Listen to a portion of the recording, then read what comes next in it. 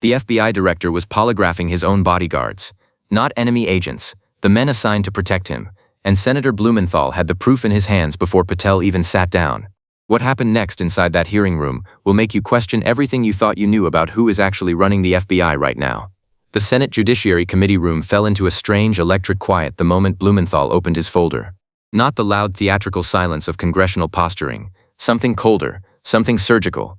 Cameras zoomed in, reporters stopped typing, and Kash Patel, the man who had spent months boasting about his FBI's record-breaking performance, shifted almost imperceptibly in his chair. That small movement told the whole story, because Blumenthal hadn't even asked his first question yet. But to understand what happened in that room, you need to know what was already happening behind the closed doors of FBI headquarters, because the real collapse had started weeks before the hearing, and it was far worse than anyone in Washington was willing to say out loud. Sources inside the bureau, career agents, veterans with decades of service, had been watching their director unravel in real time. Internal communications described an atmosphere of fear unlike anything seen in the FBI's modern history. Senior operational leaders were being frozen out of meetings they had attended for years. Critical briefings on active investigations were going unscheduled. And Kash Patel, the man now sitting calmly at the witness table, had reportedly descended into what multiple sources inside the bureau were privately calling panic mode. Not frustration, not pressure, panic. But the polygraphs were just the beginning. What Blumenthal was holding in that folder went much deeper, straight into the statistics Patel had been using to save his own career. And then came the polygraphs. More than 24 current and former members of Patel's own security detail, the agents assigned to protect him, had allegedly been ordered to submit to lie detector tests, not because of a national security breach, not because classified intelligence had been compromised, but because embarrassing stories about Patel's leadership had appeared in the press. Reporters had published detailed accounts sourced from inside the bureau, and Patel's response, according to sources, was not to examine his leadership. It was to hunt the people talking. That was the document in Blumenthal's folder, and Patel was about to find out. Blumenthal didn't start with pleasantries. He never did. He leaned toward his microphone with the measured calm of a former prosecutor who had spent a career making powerful people answer impossible questions. "Director Patel," he said, his voice carrying the quiet authority of someone who already knew every answer, "I want to ask you about what's happening inside your FBI right now, because what I'm reading here suggests the Bureau may be in serious trouble." Patel smiled. It was the smile of a man who had prepared for attacks, confident, practiced, slightly condescending. "Senator, the FBI is performing at historic levels," he replied, his tone smooth and assured. "Violent crime arrests are up over 100% compared to the previous administration. Our most wanted fugitives are being captured at rates we've never seen before. The men and women of this bureau are delivering results." He settled back in his chair, comfortable, in control.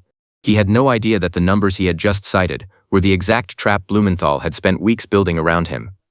Blumenthal let the answer sit in the air for exactly 4 seconds.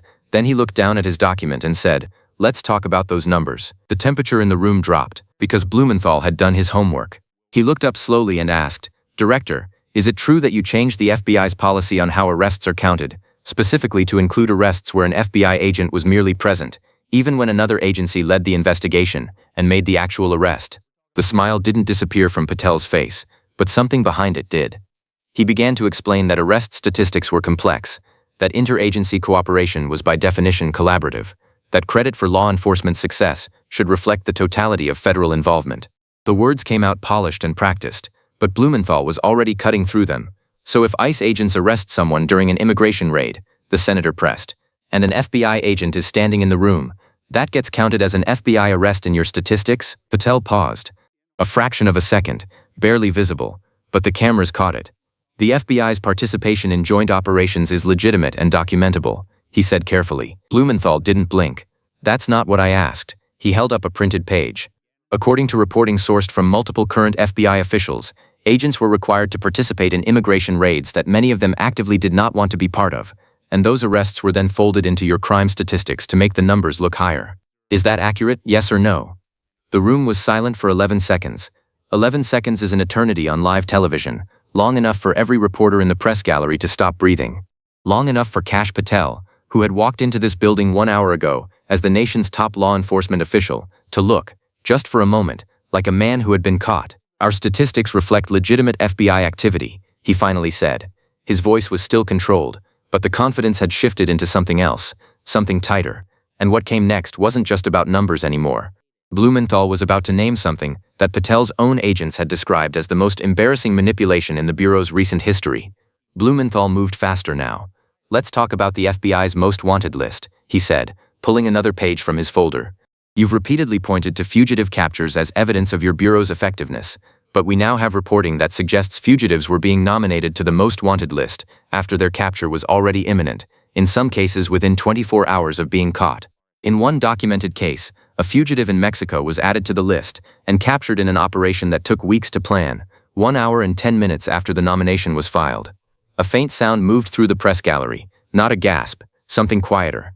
The sound of 200 people simultaneously updating their understanding of what they were witnessing. But the most wanted list was still not the worst of it, because Blumenthal had one more page in that folder, and when he turned to it, even the Republican members of the committee went quiet. Patel's jaw tightened. His left hand, previously relaxed on the table, curled slowly around the pen in front of him. "The most wanted list is a dynamic tool," he began. "Fugitive status can change rapidly, based on intelligence. Director." Blumenthal's voice was quiet but absolute. "Sources inside your own bureau are describing this as gaming the system. Their words, not mine, not a political opponent's words. The people who work for you." He paused. "Then, do you dispute that characterization?" The silence this time lasted 8 seconds. 8 seconds of national television. 8 seconds where the most powerful law enforcement official in the country could not find words. "I dispute any suggestion that the FBI has acted improperly," Patel said at last. His voice was flat now. The practiced smoothness was gone. What was left sounded like a man reciting a legal disclaimer, but Blumenthal wasn't finished. He hadn't even reached the folder's final section. "Director Patel," he said, and now his tone shifted, slower, more deliberate, the voice of someone about to deliver something irreversible. "I want to ask you about reports that you have ordered polygraph examinations of more than 24 current and former members of your own security detail." He looked up from the page and held Patel's gaze. "Not because of a classified breach, not because of an intelligence compromise, but because reporting about your personal conduct and leadership appeared in the press. Is that true?" The color in Patel's face changed, subtly but unmistakably. The practiced expression held, barely, but something underneath it cracked like ice under pressure. His breath came slightly faster. His hand tightened further on the pen. Around the room, everyone saw it. No one said anything. "The FBI takes the integrity of its internal communications seriously," Patel said. The words were almost robotic now. "Unauthorized disclosures of sensitive information. These weren't classified disclosures," Blumenthal cut in, his voice rising for the first time. "These were accounts of your behavior from people who work alongside you every day. People who apparently felt the situation inside the Bureau was serious enough that they were willing to risk their careers to describe it." He set the page down on the table in front of him. "And your response was to polygraph your own security detail. The agents assigned to protect you." He let that sentence hang in the air like a verdict. "Does that sound like the action of a confident leader, Director, or does it sound like panic?" The room erupted, not in shouting, but in the unmistakable sound of a hearing that had just crossed into something historic. Republican committee members shifted in their seats, their prepared talking points now entirely useless. The press gallery had transformed into controlled chaos, reporters filing copy in real time, trying to capture a moment that was still unfolding. And at the witness table, Kash Patel sat with his jaw set and his knuckles whitening around a pen that he had not let go of for the past 11 minutes. The man who had walked into this room declaring historic victories was now visibly calculating his next word before allowing himself to say it. "Senator," he said at last, his voice stripped of every layer of polish, "the allegations you're referencing are false. The reporting is inaccurate. And I will not sit here and allow the reputation of the men and women of the FBI to be damaged by sources who are clearly acting with political motivations." Blumenthal looked at him for a long, quiet moment. Then he said, very calmly, "Director, the sources I'm drawing from aren't political opponents. They're your agents, the people inside your building." He closed the folder. "And what I'm hearing from them is that the FBI director they work for is polygraphing colleagues, avoiding senior leadership briefings, and hunting for leakers, while the Bureau's most critical investigations go without proper oversight." Another pause. "That's not a political attack. That's a management crisis." The hearing room was silent, not the silence of boredom or routine, the silence of a room that has just watched something break that cannot easily be repaired. Kash Patel sat completely still, his face held its shape, but behind his eyes, something had gone out. The confidence, the armor, the unshakable certainty that had carried him into this building just hours ago. In Washington, careers end slowly, and then all at once. Today, the all at once had begun. Outside the hearing room, within minutes of the exchange, congressional staffers were already moving in hushed urgency. Field offices across the country had agents watching on phones in break rooms. former FBI officials were fielding calls from reporters before Patel had even left the building. The story had already escaped the room. Inside the bureau, sources described the atmosphere as devastating, because when the FBI director sits before the United States Senate and cannot explain his own statistics, cannot defend his own leadership decisions, and cannot give a coherent account of why he is polygraphing the people assigned to protect him, the institution doesn't just look weak, it looks lost. And somewhere in that silence, in those 11 seconds that the whole country watched, a question had formed that no amount of press statements or legal filings would answer. If Kash Patel is this rattled by questions he knew were coming, what is he hiding from questions he didn't see coming? That file is still open, and Blumenthal was not the last one to ask. Now we want to hear from you. Do you think Kash Patel should resign, or is this all just a political witch hunt against someone trying to reform a broken system? Drop your answer below. And if you think the truth about what's happening inside the FBI needs to reach more people, share this video right now. Because the people inside that bureau are counting on it.